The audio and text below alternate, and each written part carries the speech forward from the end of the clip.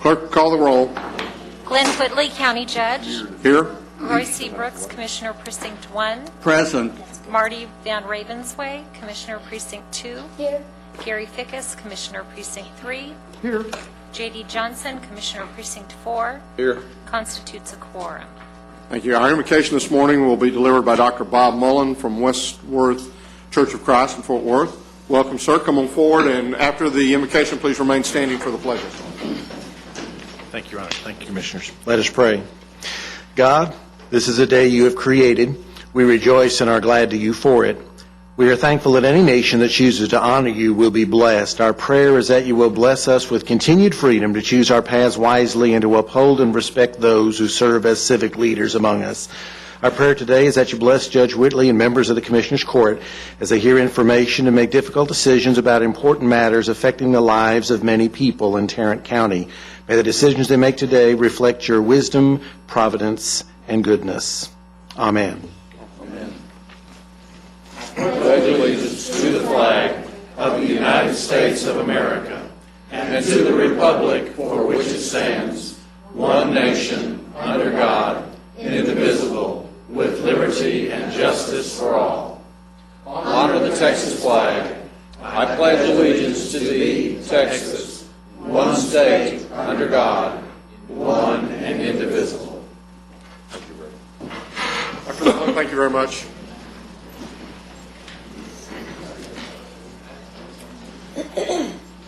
Mr. Manius, agenda announcements. Thank you, Your Honor. Members of the Court, we have three announcements for the Court this morning. The first announcement, as it relates to your agenda, is under purchasing, item 9I6. This is the sale of recycled paper, and there's a new court communication in your red folder.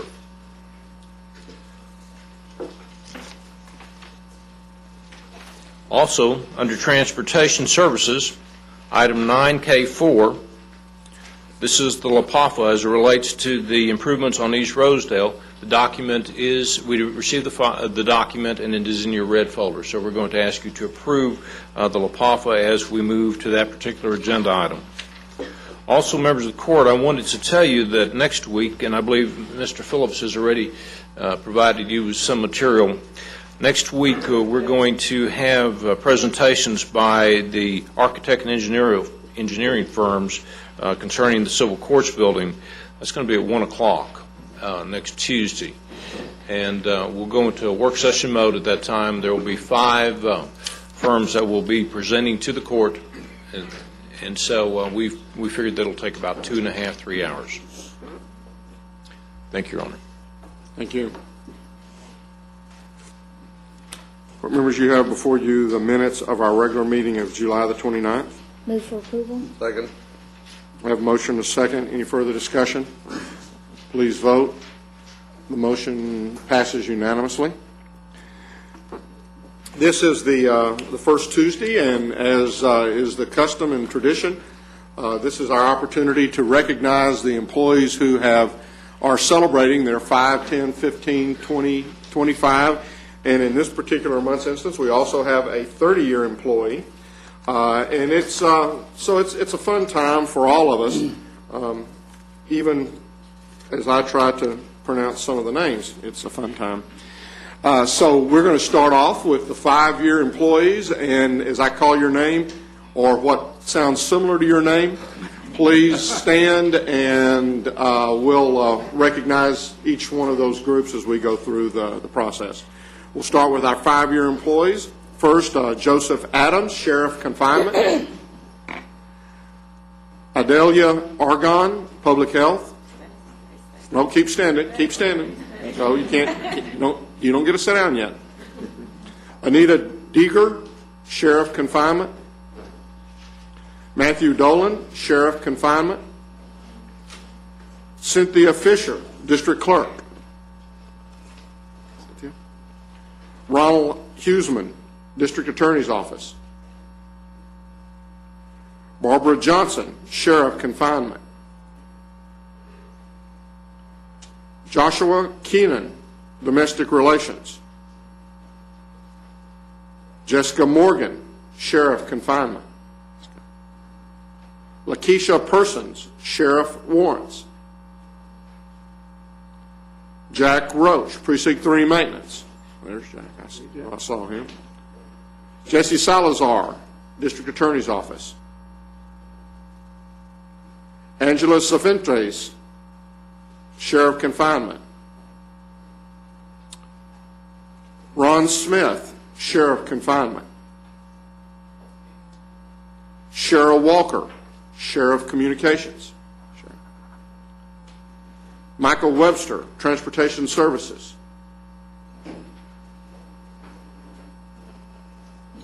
Sharon Wells, Sheriff Booking. And Melanie Wrinkle, Sheriff Booking. These are our 5-year employees. Let's give them a hand.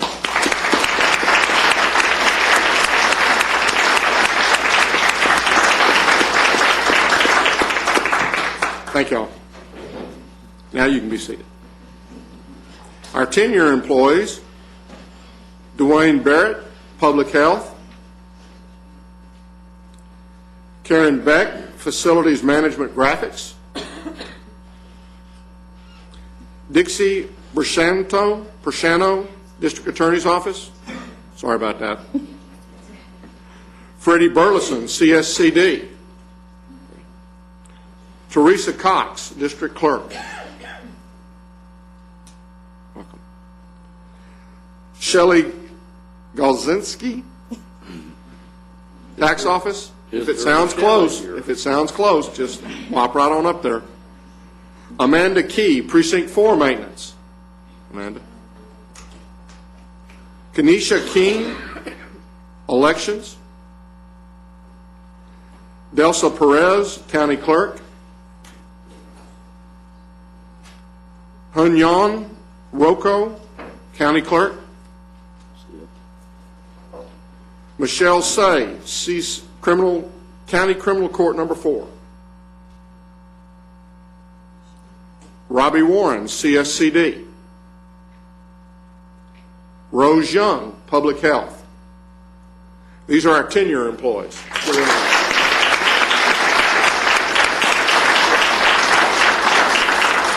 Guadalupe Martinez. I'm going to get, I did skip, I'm sorry, Guadalupe Martinez, Juvenile Services. See, I knew they weren't here. Thank you, Commissioner Johnson. Our 15-year employees, Shelley Abels, Justice of the Peace, Precinct 6. Travis Baker, Information Technology. Tommy Cox, County Clerk. Robert Faust, Sheriff's Courts. Jerry Harrison, Sheriff Confinement. Wanda McCarthy, Sheriff Courts. Martin McCrary, Information Technology. Mary McCright, Sheriff's Courts. Michelle Moore, County Clerk. Lisa Morton, the 396th District Court. Brian Nicholson, Sheriff Courts. Pamela Powell, County Clerk. Alton Radford, Sheriff Confinement. Jerry Rucker, Sheriff Records. Charles Timmons, District Attorney's Office. Somebody's calling in back there to let us know that we hadn't forgot him. Carl Todd, Sheriff Booking. Carl. Laura Watts, Sheriff Warrants. They kind of got you sandwiched over there, don't they? Norman Wyatt, District Attorney's Office. Let's welcome these 15-year employees.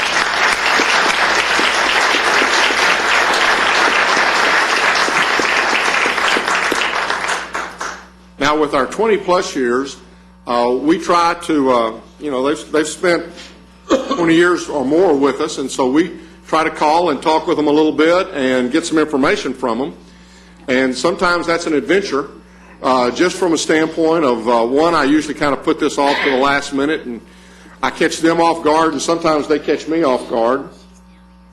And I've just been notified that one of our 5-year employees came in a little bit late. Adelia Argon, stand on up. We're glad you were able to make it this morning. Thank you. Our first of our 20-year employees is Maria Lara, district. There's Maria. She started in the district clerk's office as a part-time file clerk and is now an administrative clerk. When I asked her for her most memorable moment, she said, you know, I never probably really expected to be here for 20 years, but as I've been here and watched the downtown area change, that is the thing that I guess has been the most memorable, is just how the whole skyline, the whole area of downtown has changed over the last 20 years. Ask her, she's pretty shy, it's kind of hard to pull words out of her. She wasn't real talkative from that standpoint, but she said she loved the security and the benefits that the county offered, and the fact that she was able to stay busy, you know, that she always stayed busy. It made the day go a lot faster, and this is just a little editorial comment, and it makes living around or working around Tom Waller, I'm sure, a lot more. That's right. She didn't say that. She didn't say that. She said that she has, over the 20 years, she has really, really enjoyed working with all of the judges in the criminal section that she's had a chance to work with. Maria, we thank you very much for the 20 years of service you've given.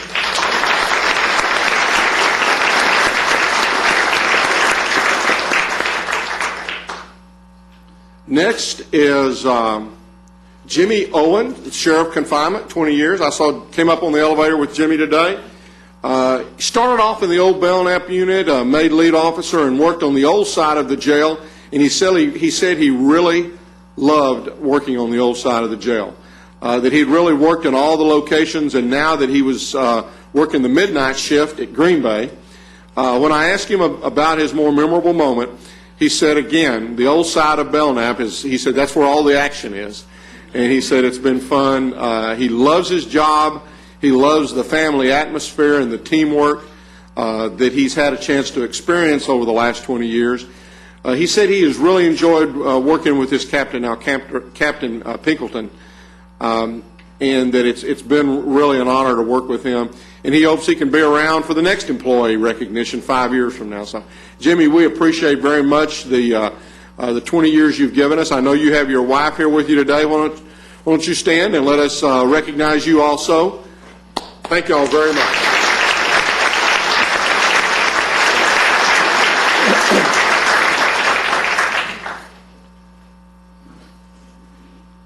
Next is Ted Handy, Juvenile Services, has been with the county for 25 years. Is Ted here? He is actually in training and didn't think he was going to be able to get out and make it down, but he said if they happen to have a break at that point in time, he would try to make it down. He started off in the Azle Youth Center and then moved to the juvenile department where he's a detention officer. He said, you know, he also works part-time with the Arlington ISD and has received the Lifetime PTA Award for working with at-risk 4th, 5th, and 6th graders. Just from talking with Ted, you could tell how much he loves his job, how much he loves working with the youth that he comes in contact with, and how much he enjoys, especially when he has an opportunity for one of them to come back as an adult and to talk about the work that and what his work and what his job had meant to them as they went about changing their lives. Next is Angela Springfield from the Medical Examiner's Office. Now, there's Angela. Step forward. When she came to the ME's office, and she came here to build the lab.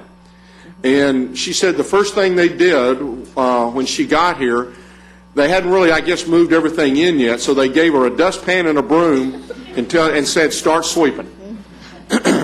And she's now the chief toxicologist in the area and has had a lot of memorable moments as she's gone through the 25 years that she spent with the county, from the I guess, the disasters, what I'd call it, in Waco, and then as well as the two Delta crashes. She's also worked just recently on the Officer Frito trial. She said what she likes most about the office is the independence that she's been given. Dr. Pirwani, it speaks to you of the independence in running the office and in running her particular area. The county's support of the office by giving them the tools to do their job and making sure that they stay up to date in all of the different areas. When I ask her, anything else she'd like to mention, she just talks about the department and the fact that now there's 3 sections. There's the street drugs, the toxicology unit, the drug driver program. It's not all just about folks, in autopsies and dealing with folks who've passed on, but it's also in dealing and helping folks and helping law enforcement and other agencies within the county. Angela, we appreciate very much the 25 years you've given to Tarrant County.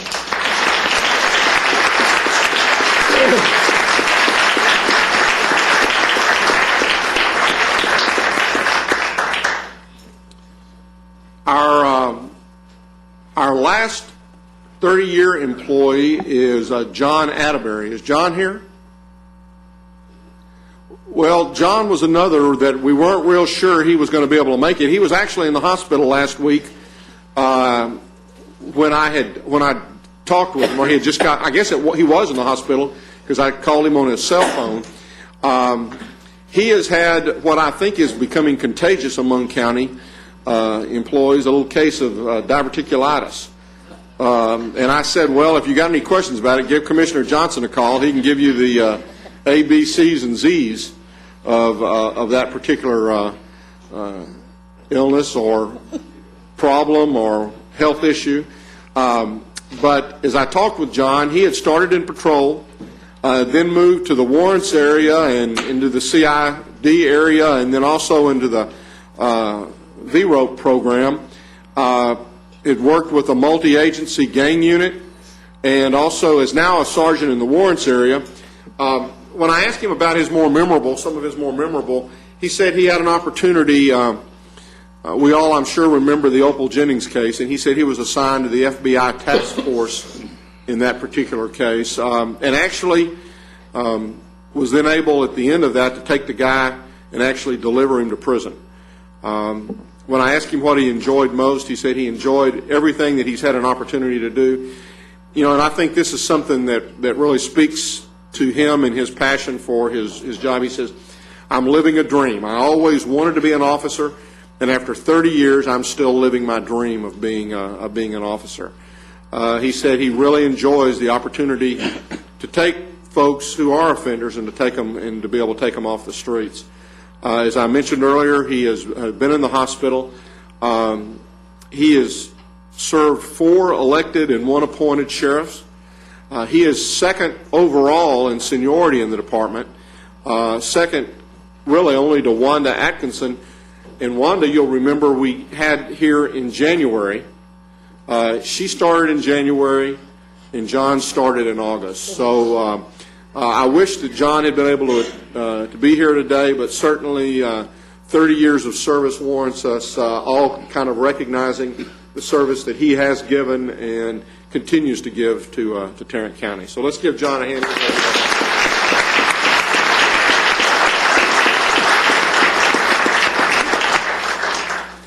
Now, before I dismiss you back to refreshments, I want to take a moment of personal privilege, and I'm going to read a proclamation that I'm going to put on and ask some folks, special guests, to come into the room today. This is proclamation for Commissioner J.D. Johnson Day.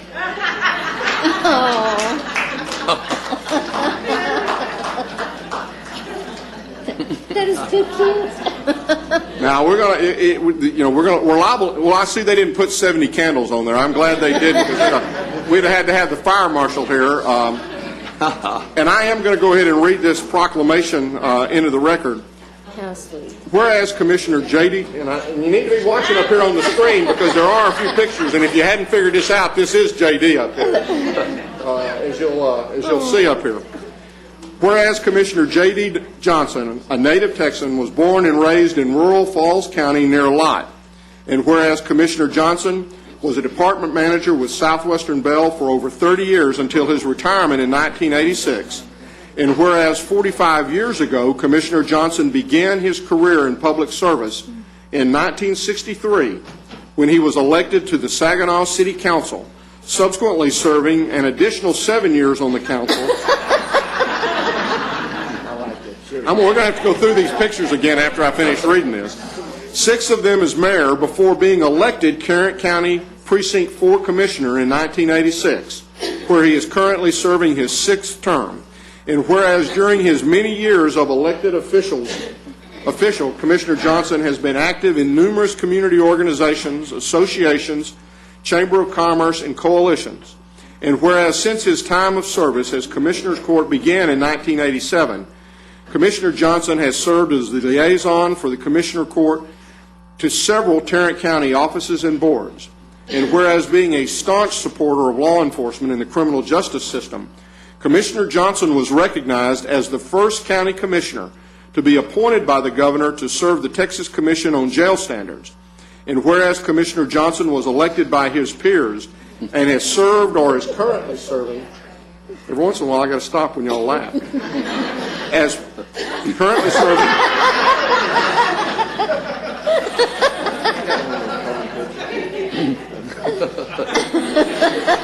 That was the beard picture. Currently serving as president of the County Commissioners and Judges Association of Texas, the Texas Association of Counties, and the West Texas County Judges and Commissioners Association. And whereas because of Commissioner Johnson's longtime support of Tarrant County's youth and agricultural community, he was honored by the Tarrant County Junior Livestock Show Association as I can see these now, as a 20-year contributor, and has received one of 3 Texas 4-H Alumni Awards, the highest honor award given to friends of 4-H or former 4-H members in Texas, as well as being the inaugural recipient of the Extension in the City Award, both awards given by the Texas Cooperative Extension. And whereas Commissioner Johnson's dedication continues as an active member of the Southwest Exposition and Livestock Show Calf Scramble, the Fort Worth Stock Show Syndicate, the Board of Directors of the Fort Worth Stock Show and Rodeo, and the Wendy Ryan Board, as well as being the benefactor to the North Texas High School Rodeo Association, all of which provide scholarship money to our local Tarrant County youth.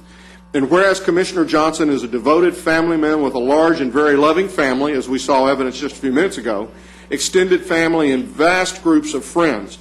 And whereas August the 6th, 2008, will be Commissioner J.D. Johnson's 70th birthday, and now therefore be it resolved that we, the Commissioners Court of Tarrant County, do hereby commend and recognize Commissioner J.D. Johnson for his outstanding service to Tarrant County and its citizens, and express our gratitude and respect for him, and be it further resolved that we, the Commissioners Court of Tarrant County, in honor of his 70th birthday and as a token of our admiration, do hereby proclaim August 6, 2008 as J.D. Johnson Day in Tarrant County, and encourage all to wish him a happy birthday. In witness whereof, we have heretofore set our hands and caused the seal of Tarrant County to be affixed this 5th day of August, 2008.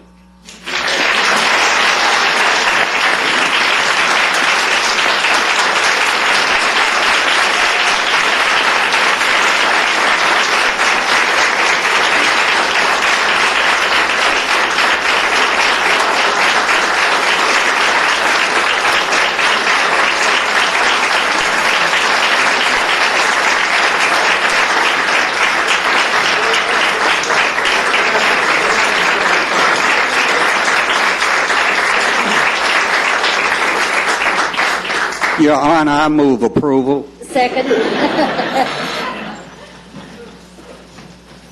And the vote is unanimous. Conflict of interest. I think we surprised him. I really don't think he had a clue that this was happening. No, I didn't. Thank you very much, and it was a surprise, and I am going to visit with all of them are here. Kids. They're all here. They're all here. The candle before you melt the cake.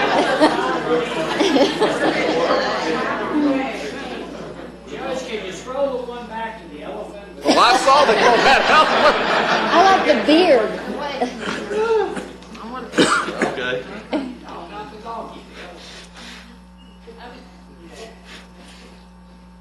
I anticipate.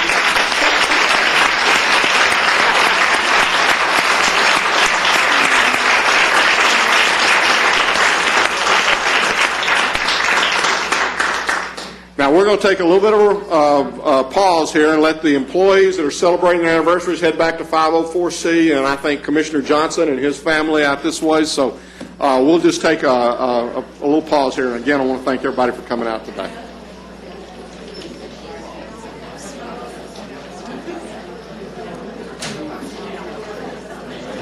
He didn't have a clue. That's awesome. He didn't have a clue. Those pictures are wonderful.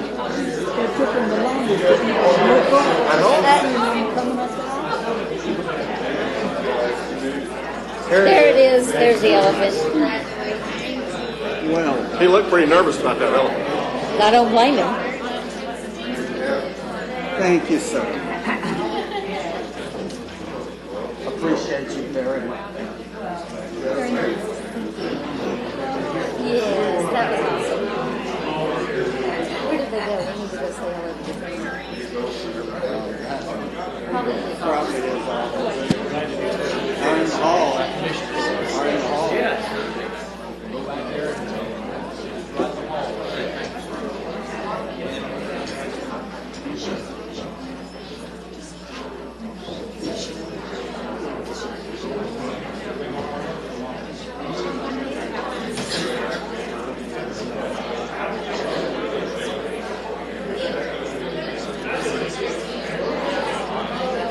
Check it.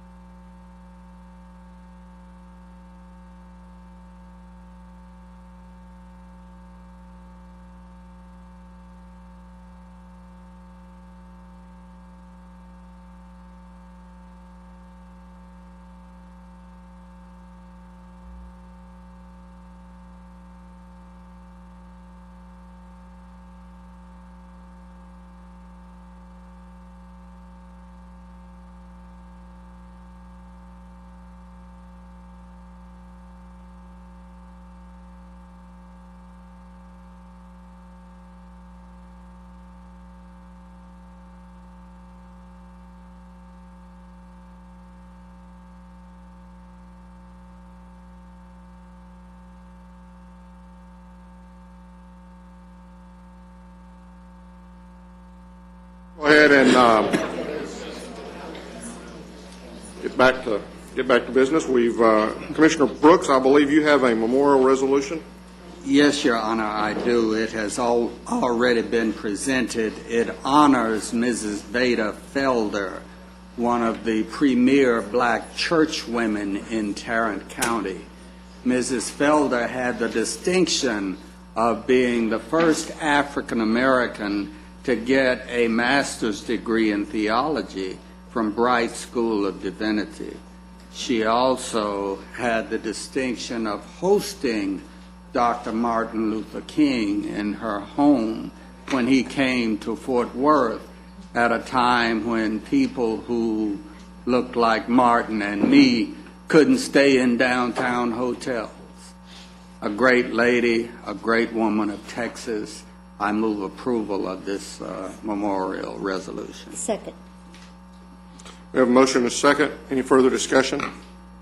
Please vote. Motion passes unanimously. You have before you the consent agenda.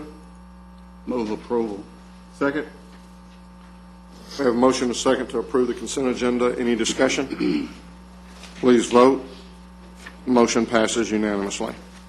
Mr. Manius? Thank you, Your Honor. We have one item for the court to consider this morning. Members of the Court, on the Administrator's section, item number 1, we're requesting that the Commissioners' Court approve a resolution relating to the issuance of tax-exempt Series 2008 hospital revenue bonds by the Tarrant County Cultural Education Facilities Finance Corporation for the WGH Heritage Project in an amount not to exceed $35 million.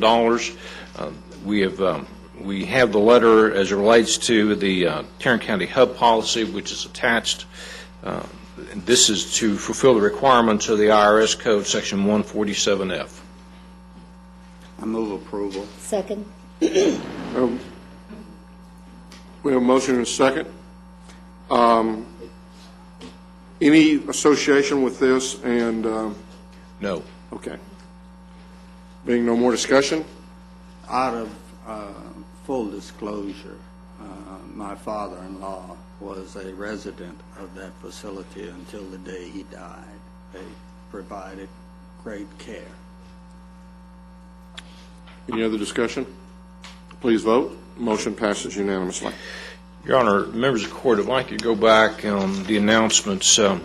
We talked a little bit about next week at 1 o'clock, hearing the architect and engineering firms, those 5 firms.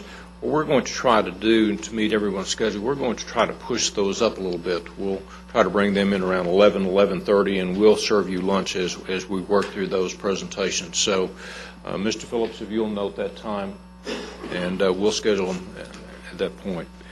Also, I'd like to remind the Court that next week in court that we are going to be taking the record vote on the outside tax rate and call for the public hearings. So we'll be able to give you a rate that we think will be the outside rate. Thank you, Your Honor. And then bless you, we're now scheduled not to be meeting on, September 2nd. correct. Okay. So We're there will going be to no hold a meeting series on- of public hearings. It is our intent to bring to the Court on September 16th approval of all the budgets, including the setting of the tax rates. That includes our budget and tax rate and the hospital district's budget and tax rate. So our employee recognition next month will be on the 9th. That's correct. Thank you, Your Honor. Thank you. Mr. Wright? Thank you, Your Honor. We have one subrogation check in the amount of $71.64 for the court to authorize the auditor to cash. Make a motion to approve. Second. We have a motion and a second. Any further discussion? Outstanding work, Mr. Wright. As always. Please vote. Motion passes unanimously. Well, I would like to say for the record that was $74.64. $71.64. Did I say 74? No. Mr. Rayburn, come on down before we get too caught up in $71. It's a big deal. Good morning, Your Honor, Commissioners. I'm here requesting approval of appointment of presiding election judges and alternate election judges for a 2-year term ending July 31, 2010.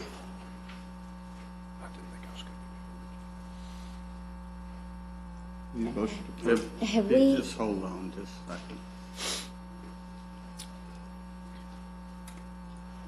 I have a motion. have an emotion? I have a motion. You'll have a second. You have a second? I have a motion and a second, and we're now looking.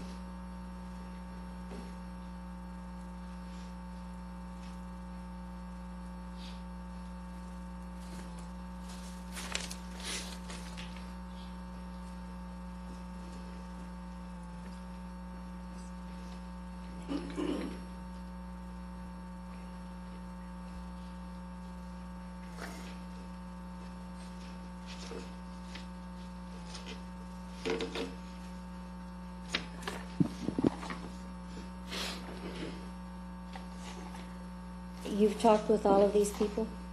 These names have been submitted to us by the party chairs, and we are in communication with most of these already, and we will send them notice of appointment after the court action today. Do you know if these were according to the way the votes were in the previous election? That's right. It goes by the last governor's election. Whichever party's candidate carried that precinct in the last governor's election gets to make the appointment for the presiding judge, and the other party gets to make the appointment for the alternate judge in that precinct. I'm ready. Call for the question. Please vote. Motion passes unanimously. Thank you. Ms. Glenn, Ms. Worthy. Not Ms. Glenn. Morning. Our first item is requesting that you receive and file the personnel agenda. So moved. Second. Have motion and second to receive and file personnel agenda. Please vote. Motion passes unanimously. Our second item is to request approval of the annually determined contribution rate to the Texas County and District Retirement System. You might remember you all were briefed last week, and the overall contribution rate of 11.09% has been included in the FY09 budget proposal, and that is the funding rate that we are recommending. There is an additional recommendation listed here that actually is a TCDRS recommendation, just for your consideration, if we wanted to contribute additional amounts for unfunded liability rates and COLAs. Now, excuse me, the 11.09, Is the minimum. Is the minimum. That holds us, the 10.07 is for the present benefit plan, and the 0.35% is for the 80% of CPI COLA, which would equal the 11.09. That would hold us at the status quo. and that's what historically, we've done that with our retirees. Yes, sir. Okay. Move Wow. approval of the 11.09. Wait a minute. And you're correct, Judge. Historically, we provided COLAs for the retirees as long as we provide pay raises for the employees. Which Okay. we have every intention of doing. Okay. I have a motion And a second. and a second. Any further discussion? Yes, I wanted to ask, is it your thought that we need to be adding for this rate creep, or? Well, I think the TCDRS recommends that in order that we don't get caught with not having enough funds at some point in the future. In the future? Because of the rate How far creep. in the future? Do we have any kind of estimation of, I don't believe we do. I think they have just recommended that because of the, Well, I think what they're recommending is that because we've traditionally added the COLAs every year, we've created what they call an unfunded liability amount. And if we continue to do the COLAs every year, that unfunded number will just creep up. So, if at some point the county has money that we could add to the additional amount, that would be their recommendation. And in your exhibits last week in the presentation, Amy showed you what we would have to do to make that happen for 2009. And they're recommending, instead of 11.09, doing 14.5%. In talking to Debbie yesterday, she said that would be an additional $7 million. I think that is Over 20 years. over I mean, 7 that'll million just over. escalate over that period of time until that chart that shows that we would actually finally catch up with that 14.5% rate. So it would be tremendous over a period of time. But we fund our retiree contributions, including the COLA, on a cash basis. As we go Right, forward. on a pay-as-you-go. Small changes in the rate, which is what we're used to experiencing. I mean, we've seen up to 1%, but small changes in the rate are anticipated. And those are just part of our natural growth of our salaries overall. So it's just something that, you know, perhaps the court will want to consider, you know, in the future as far as adding to that. You know, if the court continues to do the COLAs, it probably would be a good idea to, instead of doing maybe like the 11.9, maybe 12.0 or something. But it doesn't have to be done, you know, for 2009. We're in good shape. I think that's something I'd like to see proposal for us to look at, but I certainly don't want to go to 14% in 1 year. That would just not be reasonable for us, since we do fund it as we go. But I think that if we do have an issue in the not too far distant future, we need to be aware of that, and we need to hear from you in next year's budget. And maybe we'll have some. I think it's important to state for the record that our retirement program is fully funded. Absolutely. We are not like some entities who shall remain nameless in this community, who have a tremendous unfunded retirement liability. Our retirees are whole. That is correct. And the fact that we do the COLAs, it is also. Very beneficial. And we do it at 80%. And the reason why the rate went, like last year, the difference for just the COLA was 0.21%. This year it went to 0.35%, but that was because of inflation. Any other discussion? Please vote. Motion passes unanimously. Thank you. Thank you.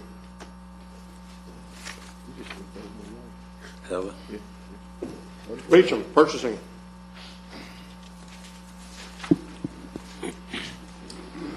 Your Honor, the members of the court, we have seven items for your consideration this morning. Our first item is a bid award recommendation for RFP number 2008-063, an RFP for job order contracting. A recommendation will be toward the primary, secondary, and alternate vendors as shown in your court communique. Move for approval. Second. I have a motion and a second. Any further discussion? Please vote. Motion passes unanimously. Item number 2 is another bid award recommendation for bid number 2008-158. This is the bid for the purchase of a multi-sample cyroscope and ALP test system for the Health Department Laboratory. Recommendation will be toward the Pettit Services, the amount of $23,850. I'll move approval if Jack can tell us what that machine does. Milk sampling. Milk Milk sampling, sampling. okay? I knew that. Second. We have a motion and a second. Any further discussion? He got lucky. Oh, no.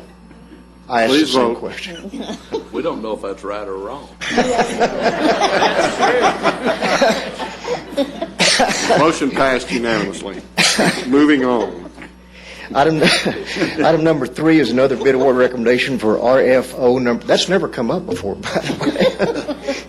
For RFO number 2008-178, this is a request for offer for the purchase of a surveillance camera system installation. Recommendation be to award to Siemens Building Technologies Incorporated, the amount of $51,490. Move for approval. I'll second. And where's this going? Plaza Building. Plaza Building. Plaza. We have a motion and a second. Any further questions? Please vote.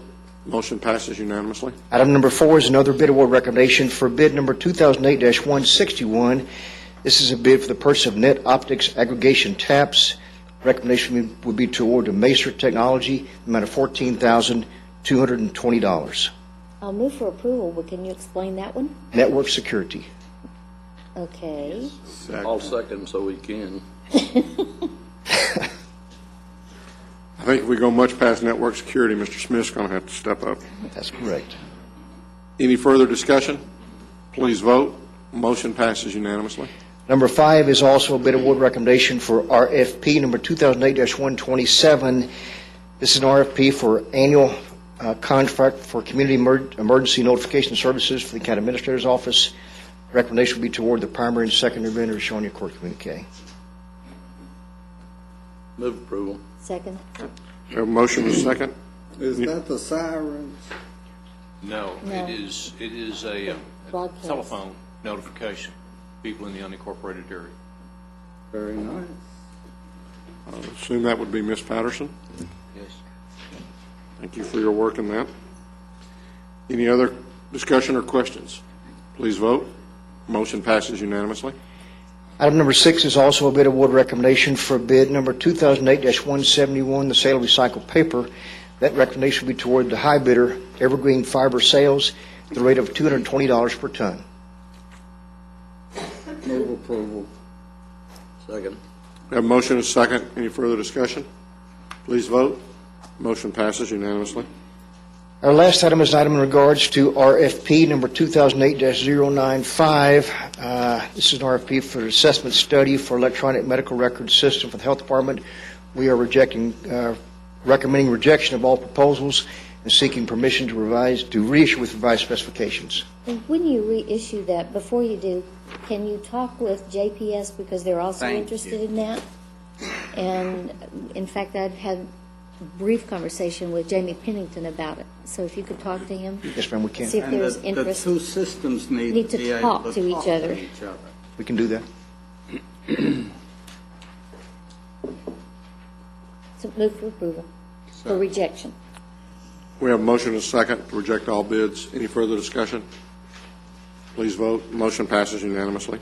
And before I sit down, just a reminder, we have our auction scheduled for Saturday at 9 o'clock at the Wendy Ryan Rodeo Arena, Roping Arena.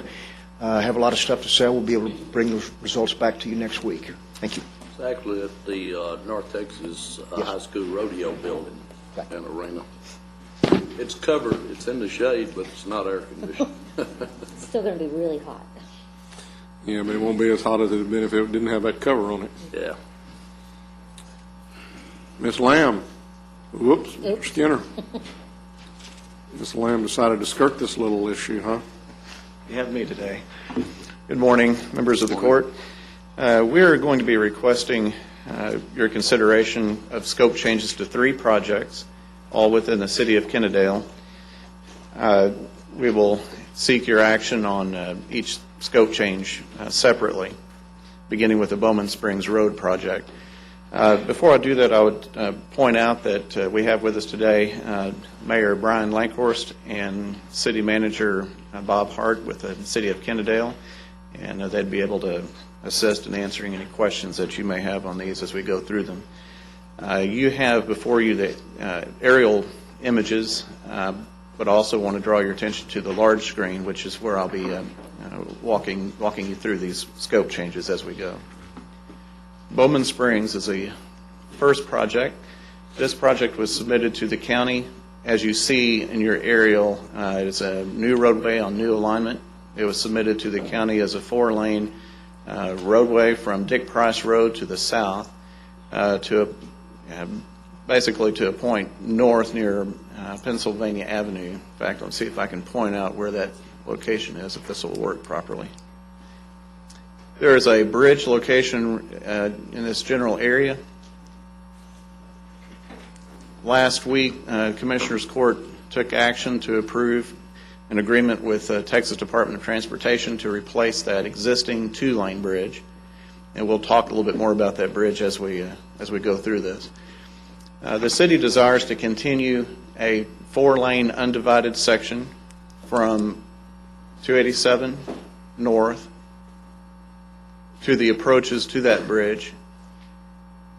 This is a continuation of Bowman Springs to the north as it interchanges with Interstate 20, which is off the aerial. City of Arlington will be making improvements to this road, which is also included in our bond program, and will be continuing a 4-lane divided section as it transitions to this bridge. The section of Bowman Springs that is to the south from 287 down to Dick Price will be a 2-lane divided road with a center turn lane as proposed by the city. And this is a crossing with the Union Pacific Railroad. The city desires to install a quiet zone at this location, cul-de-sac the existing Dick Price Road at this point. The city intends to improve Dick Price Road as a 2-lane divided facility with a center turn lane further south. Does the yellow road exist, does the yellow line exist now as a The road? the yellow road, the yellow line is representing the new alignment for Bowman Springs that's proposed. It does not Again, exist. There's not a road there now. Correct. Okay. What this project will do is it will facilitate a through movement from Dick Price Road to the south, through Kennedale, and connecting to the Bowman Springs Road, as I indicated, to the north, all the way up to Interstate 20. As the city of Arlington makes their improvements to Bowman Springs Road as a 4-lane divided, it'll transition to the bridge. Commissioner Van Ravensway, I believe last week you had indicated that your discretionary funding would be available for that second. It would require a second bridge structure of 2 lanes. Right now, as I mentioned earlier, we're under agreement with TxDOT to replace the existing 2-lane bridge with the additional bridge that will allow for the continuation of the 4 lanes all the way up to Interstate 20. The city does plan, it's my understanding the city does plan to acquire right-of-way in the southern section from Business 287 to Dick Price Road for 4 lanes, should the city desire to improve the road in the future. That summarizes their improvements to Bowman Springs Road. I'd be happy to take any questions that you have. If the commissioners will remember, this is the project that I did discuss with you a month or so ago. When the proposal was first made, they had some unrealistic traffic counts and traffic estimations. They have a whole new group of people in their departments that have come forward with a more realistic projection, and that's why the reduction in size to the 2 lanes with the continuous turn for a portion of the roadway. But the acquisition of the additional right-of-way will allow them to further expand it if they see the necessary need for it. And like... So that's from 287, Business 287, back down on the mouth, 2 lanes? Yes, Commissioner, it's this section right here would be... Dick Price Road is a county road, 2-lane, and it has a fair amount of traffic on it, but it doesn't warrant a 4-lane highway right now. And as Randy said, we have the mayor and the city manager here and a contingency from Kennedale. This is very important to the city of Kennedale, and I'm very pleased to see the representation here as we take consideration of their project. And I would just point out, just for clarification, you'll see the label Bowman Springs on this portion of the road. This is what's existing now, but the city desires to align it through this corridor like that. What's going to happen to existing Bowman Springs? That's a question I would like to defer to the city. If Who would like to answer that question? What's going to happen to the existing Bowman Springs? It will remain as a local street, like This is City Manager Bob Hart.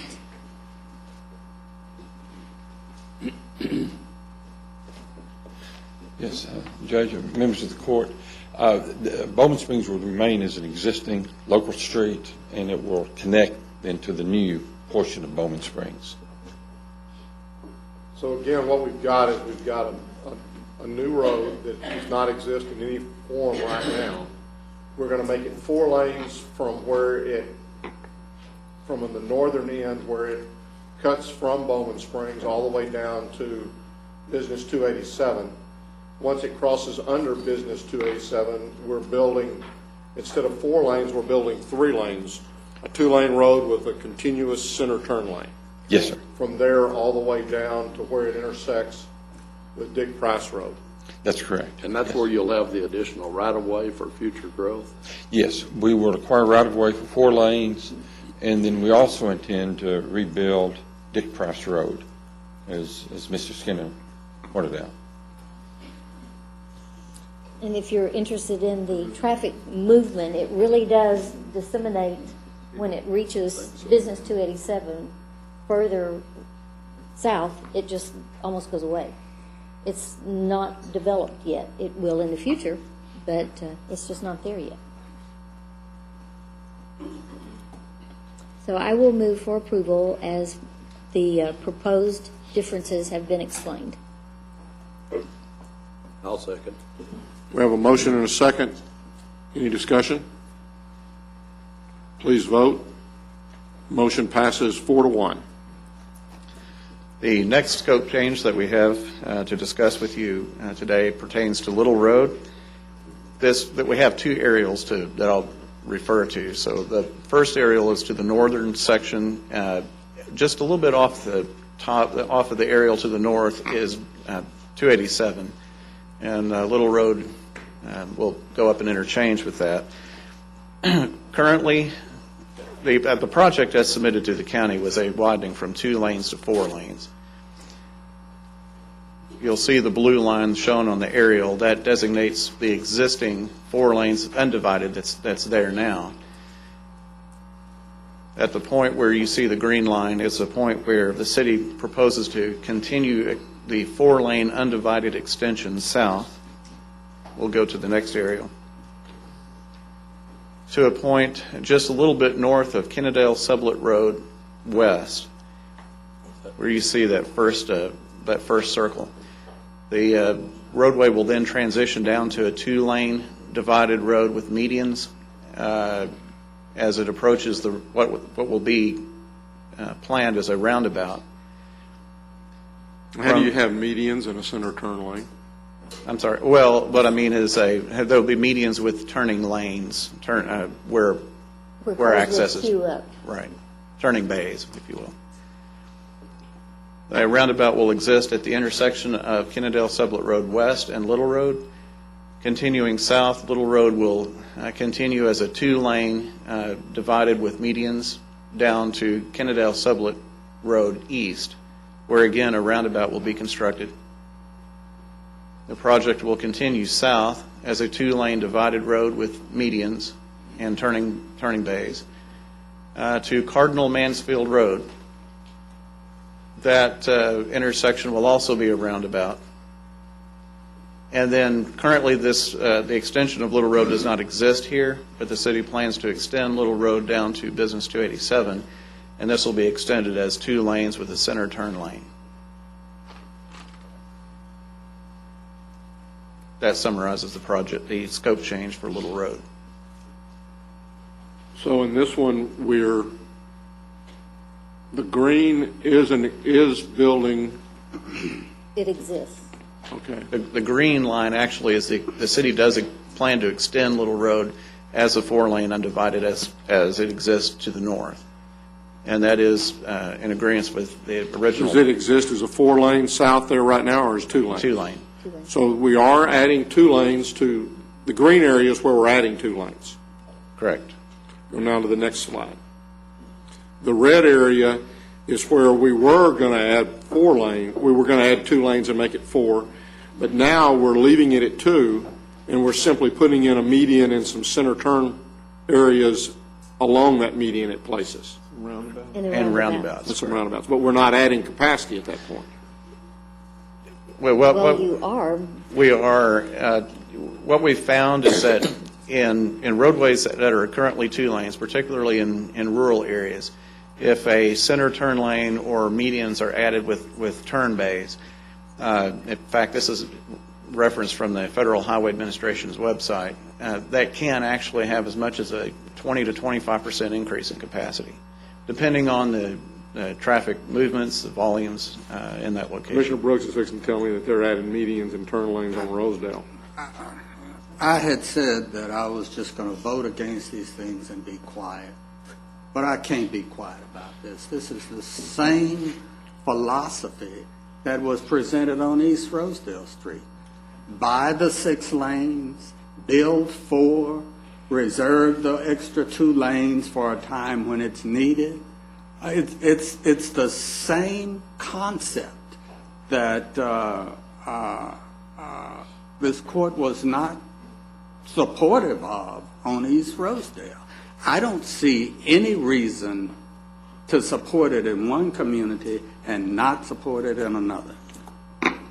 Well, one significant difference is on this portion of the roadway, there's no state funding involved in this. I don't see where that makes a difference at all. It's all dancing on the head of a pin. What caused them to ask for what's the reason for changing the scope of the red area? Because that's, in my mind, that's the only place, because the yellow area does not exist at all, and we're extending that. So the only place where we seem to have dropped back from what our original proposal was is in the red area. In looking at the traffic patterns and the traffic counts, and in particular the movement that's operating east and west on Sublette, it hits Little and goes south for a short ways and then moves back to the east, the traffic patterns are such that the roundabouts help greatly. The design was set up to facilitate the traffic patterns that are actually happening in town today. We do not have the traffic volume to expand to a 4-lane road. Part of the concern was if we go to a 4-lane, we don't have sufficient traffic accessing Little Road from the two ends of Sublette, and that's going to make an unsafe traffic condition in terms of people crossing a couple of lanes. Not having traffic is going to create an unsafe traffic position? No, well, the traffic patterns are such, and I have Mr. Jenkins here with Tignall and Perkins that can address this probably more technically, but our concern was the traffic patterns would create an unsafe condition. That's the reason for the roundabouts, and that was the reason for this design. The turning bays would take care of all the movement, get them off the main lane of the traffic to turn, so we're not impeding the traffic flow. That's where that adds capacity. And then the roundabouts were designed to facilitate the movement of traffic, principally from a portion of town to where the high school is. And I think probably one of the distinctions here is probably looking at the population of the area. Population in Kennedale is about 6,400 people.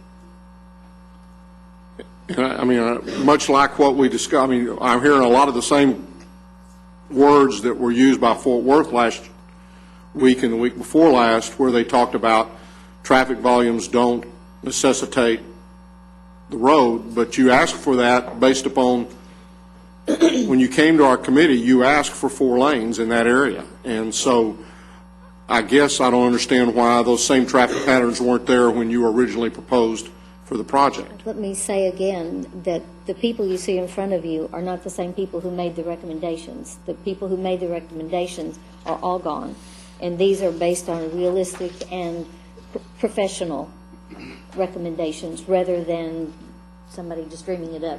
Commissioner Fickers, did you? Well, and Randy, you may be the person that answers this. What was what's the proportion of dollars that the county was putting in it back in 2006 or 06? $2,263,450, I think. On Little Road, our portion that was approved in the county bond program is $2,263,450.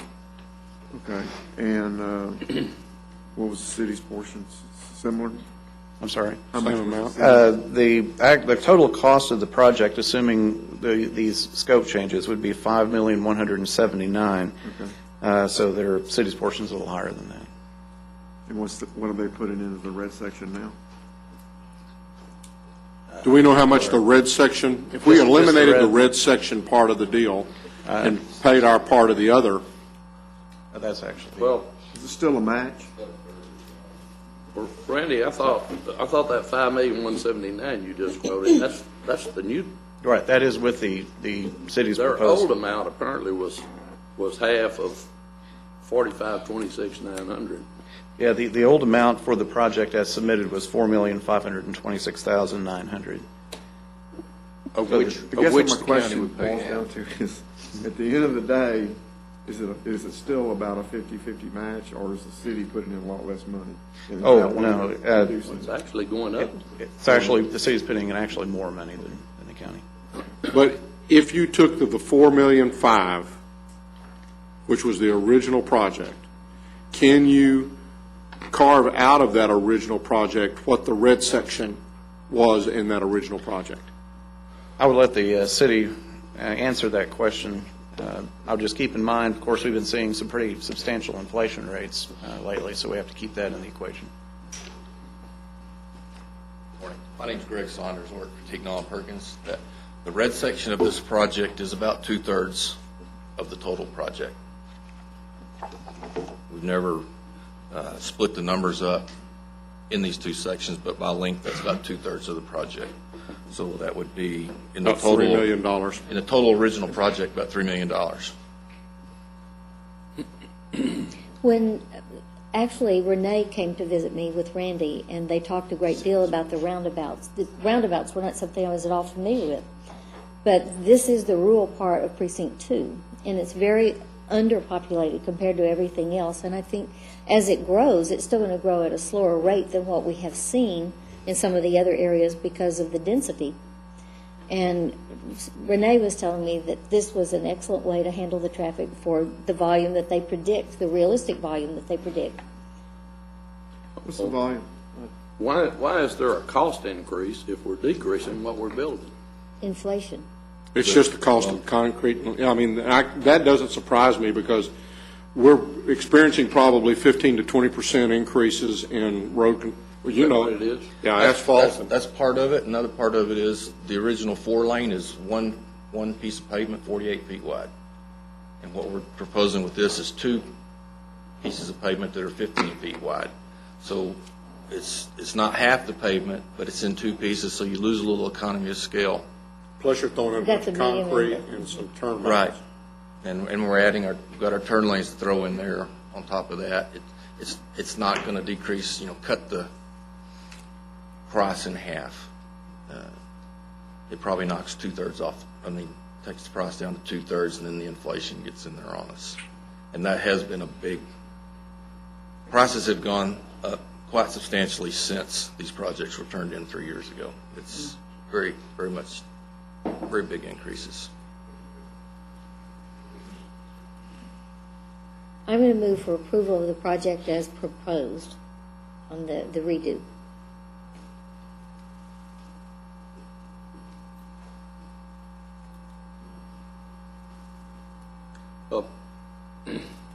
We don't have a second. Second, so I can discuss a little bit more, but we had a committee that looked at all of these projects, including the Rosedale project, everything that cities had proposed to us for this bond issue. Are these projects going back to that committee, or? No, we've not, at this point in time, we've not called the committee back together. We've probably, this probably makes the 7th, 8th project that we've brought back here that may have had scope changes. I know we've had a couple at Watauga, one at Keller, 2 or 3 other places where there's been scope changes. And we changed them there? We have changed them there. Now, I think the question. Except for Rosedale, and I ain't feeling the love. Well, and again. I love you, Roy.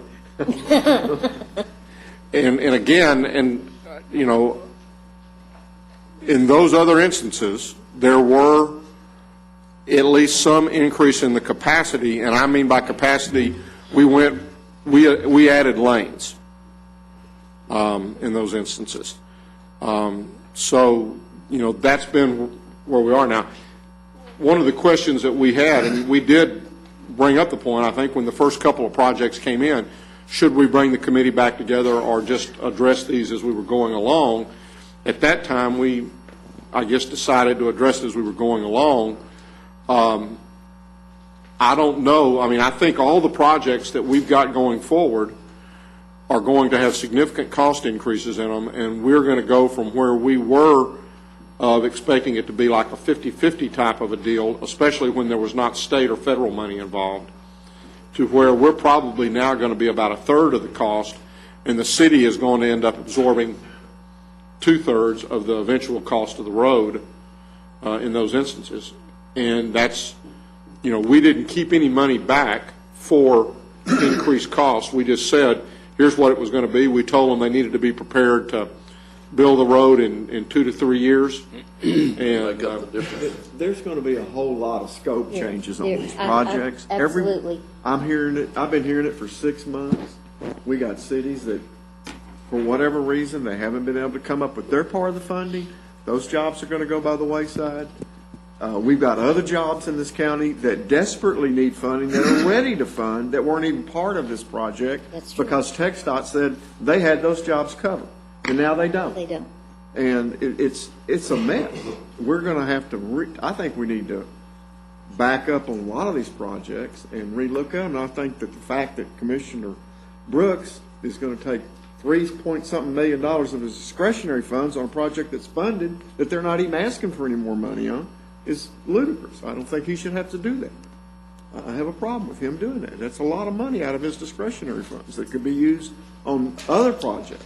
So, I think this is the tip of the iceberg. Well, it is, but again, it's one of those things where the committee approved 100 and something projects to look at. And they prioritized them, and we approved that priority. And so the question is going to become, as some cities come in and say, we can no longer afford to do our project unless you give us more money or unless you agree to let us change the scope, then I think we have to decide that. But I do believe that if we decide we're not going to change the scope or we're not going to put any more money into it, then there are cities that are down that list that may want to do their project for that amount. I'm just guessing that everybody that didn't get in that first go around, the 56, everything below 56 projects, those people have not. They've either done those jobs themselves, or, which they probably haven't, or they've just not doing them and haven't put away any money. I know that the Precinct 2 people aren't doing them because there's not any money. There's no money. But then I guess the next question that I think we as a court have to answer is do we then just basically scrap the sheet and say we're going to now go back and not offer that to those cities that were down that list before we decide how we're going to go back and reallocate that money? I mean, I believe that we told folks that here's the sheets, here's the projects, and I believe they approved the money because they wanted to see mobility improved and congestion reduced. And we got projects that we need to put our money into that. Well, but I believe that when it says increase it, I believe that means increase capacity. And so I don't agree with building the same thing that we've got and putting money into it when it doesn't increase capacity. But I'm going to argue the point with this, that the roundabout does increase capacity because it moves the traffic through, just as the queue areas do for turn lanes. When you can continue to go and not have to back up, I think you're moving traffic better. Can I finish, please? Could you tell us what the traffic counts are now and what your projections are? I think that's important. Okay. Randy. I don't know, I believe you have this in your packet with the volumes on it. We looked in column 1, we took 2004 counts for this, and we increased them at 3% for the different years that we looked at. We looked at 2015, 2020, and 2030. And then we compared them against COGS projections for those same years. And using the 3% projection actually projects more traffic in the way out years than the COG projection. COGS by 2030 flattens out and doesn't have it. So we took our projections at 3%, then we converted those to peak hours and directional peak hours over in column 5, and then we compared that to COGS capacity requirements for lane capacity. And in all cases, except one in 2030, we were below the capacity of the facilities. What it does increase the capacity in this case because 2 lanes are hampered by turning movements. When you come in and you add that 3rd lane and you allow turning movements to be stored in that center lane, whether it's continuous or it's divided with left turn pockets, it does increase the capacity of your through movements. Roundabouts can deal with somewhere in 1,000 to 1,200 entering capacity with a single lane if they're designed right. So in all of these cases, the projected peak hour volumes are under 1,000 and in line with that. So it is an efficient operation for the traffic that's projected. Might I say something? Sure. not an argument against Kennedale's projects. I don't have any problem with Kennedale. But one could also argue that even though you were still going to end up with the same 4 lanes on East Rosedale, that by taking parking out of those 4 lanes and adding it to two additional lanes on the side, increase the capacity of those 4 lanes. There are all kinds of ways of increasing capacity. If you take parking out of 4 lanes, then you have 4 lanes for traffic instead of maybe 2 for traffic and maybe 2 for parking. Commissioner Brooks, I think you're stretching that a little bit in that I don't think there's not any... No, I don't think I'm stretching it in the least bit. If you dedicate 4 lanes to traffic instead of to traffic plus parking, then you've increased the capacity of those lanes. Was that before or after you take the no parking signs down? You're putting the parking in the 2 additional lanes you're building on the side. You're building 6 lanes with parking in 2 and 4 traffic lanes. That's increasing the capacity of those 4 lanes. I understand your project, but that's not the one we're discussing right now. Well, yours comes up in just a moment. Well, I am sort of the opinion that we had this bond issue for transportation, and like Commissioner Fickus said, to move traffic through this county. And maybe all these projects do. But we also appointed a committee to look at all of these projects and to rate them 1, 2, 3, 4, 5 categories and so forth and so on. I think, including Rosedale and these projects that we're looking at here today, the scope is changing on what that committee looked at and the ratings that they gave them, and may or could have knocked any or all of these out of the project and put some of those more needed projects in that are going to increase the traffic flow in the county. So I'm not real sure that we shouldn't send all of these back, including Rosedale, because even though Commissioner Brooks is talking about discretionary money, it's still part of the bond issue money that was for this. So be careful when you start trying to tell me how to spend my discretionary pot, because you've got one too. Well, Commissioner Brooks, I'm not trying to tell you how to spend it. I'm just telling you that the facts are all of this was for the transportation bond issue, including our discretionary funds. J.D., Glenn and I had a meeting. We talked about this a couple weeks ago, and I was told by Renee that they were going to contact all the cities that had projects and see what their status was of those projects that we committed to fund, the 56 or 54, whatever the number was. And that was probably, I said a couple weeks ago, it's probably a month ago. And I know she is, I guess, doing that. Is that yes, correct? and we have contacted all of the cities by phone, and we've also are following that up with an email asking that they would provide us with their updates, and also letting them know that if there are projects that simply are just not moving forward, the city is not able to proceed with, or that can be withdrawn because maybe the project's already been funded, to let us know that.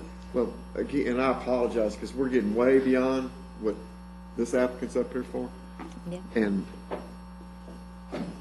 And I think it's a worthy discussion, but there is a motion on the table, and I would call for the question. And the motion is to approve the project with the scope change as is indicated at this point in time for the to improve the entire project and to use the project funds out of that. Any other discussion? Please vote. Motion passes 3-2. The last scope change that we want to bring to your attention today pertains to Sublette Road. Actually, this is the Kennedale Sublette Road East. The limits are from Little Road over to the eastern city limits of Kennedale. I mentioned to you before that the city is interested in constructing the roundabout at Little Road and Kennedale Sublette Road East. This particular section was originally submitted to us as a 2-lane to 4-lane improvement. The city desires to build a 2-lane with medians in the middle, along with a roundabout planned at Wildcat Way and Kennedale Sublet Road East. If you'll notice on your aerial just to the north on Wildcat Way, there is a high school located there. And so what we're seeing are significant traffic volumes that the roundabout will help to alleviate any congestion points there at that intersection.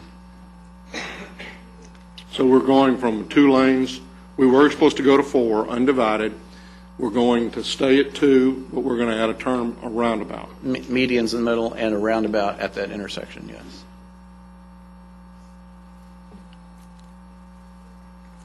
So what's the difference in this one and the other 2 we've just approved?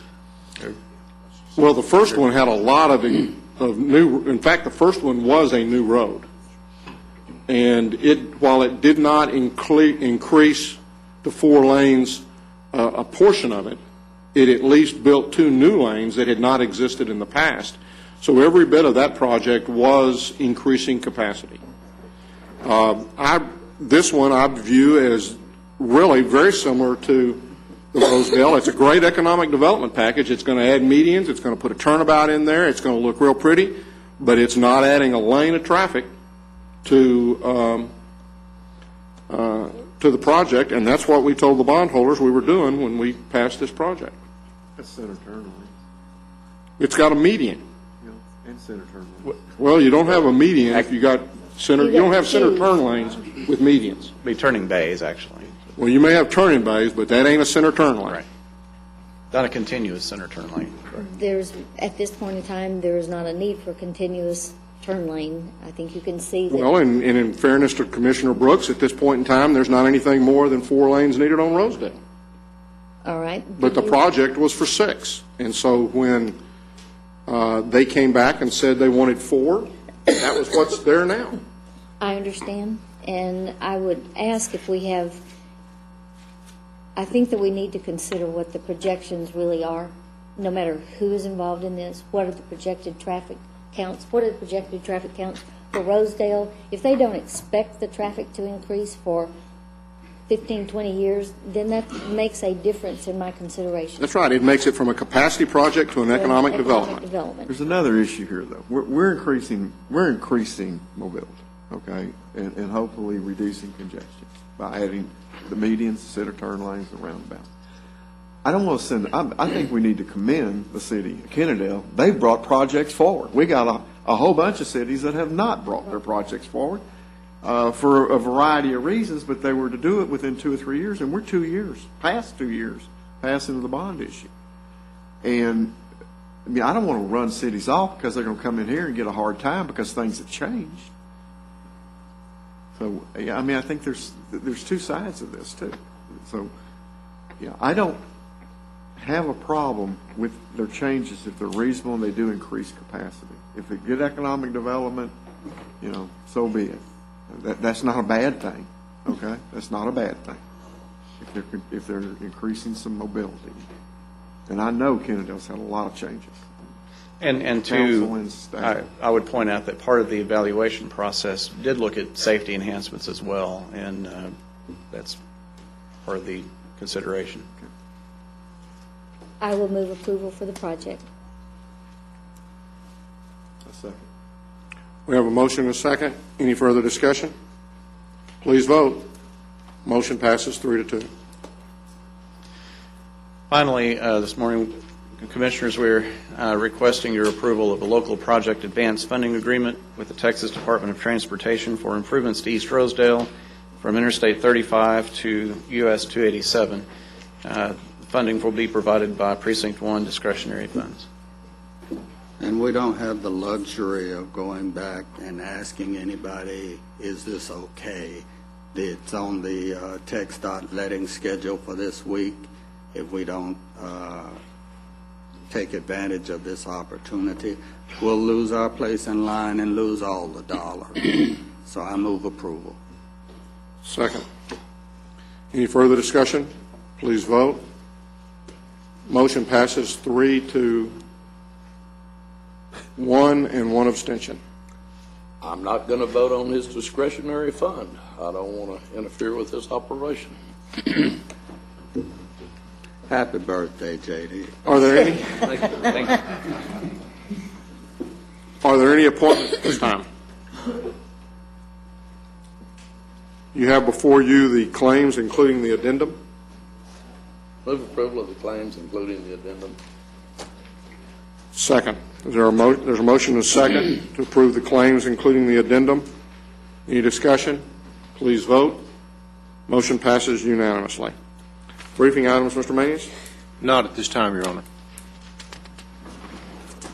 This time, the Commissioners' Court will recess the open session and proceed to closed session to discuss items exempted under Sections 551.071, 072, 074, 076, and 087 of the Texas Government Code.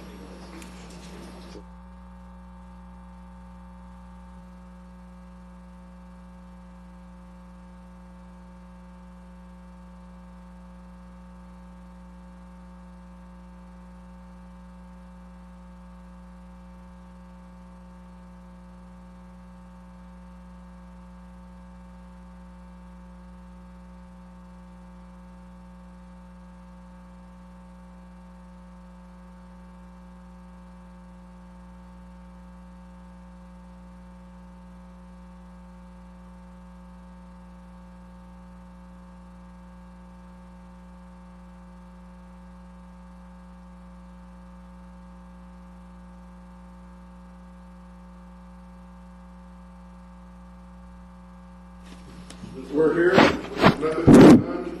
We're gone. Okie dokie. Sounds good to me.